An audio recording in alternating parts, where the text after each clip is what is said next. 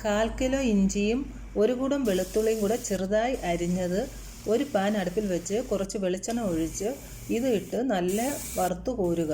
ഇനി ഒരു പാൻ അടുപ്പിൽ വെച്ച് അരമുറി തേങ്ങ വറുക്കുക. അത് ചുമന്ന് വരുമ്പോൾ അതിലേക്ക് 1.5 ടേബിൾ സ്പൂൺ മുളക് പൊടി, 1 ടേബിൾ സ്പൂൺ മല്ലിപ്പൊടി, 1/2 സ്പൂൺ മഞ്ഞൾപ്പൊടി ഇതെല്ലാം കൂടെ ഇട്ട് നല്ല രീതിയിൽ മിക്സ് ചെയ്ത് ഗ്യാസ് ഓഫാക്കുക. ഇനി വറുത്ത ഇഞ്ചി മിക്സിയിൽ പൊടിച്ചു കൊണ്ടുവരാം.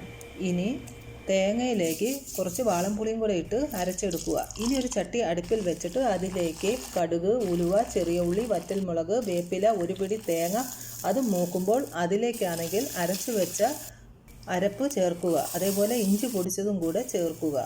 ആവശ്യത്തിന് ഉപ്പും കൂടെ ചേർക്കുക. വെള്ളം കൂടെ ഒഴിച്ചിട്ട് എണ്ണ തെളിയുന്നവരെ നല്ല തിളപ്പിക്കുക. അങ്ങനെ ഇഞ്ചിക്കറി റെഡിയായി.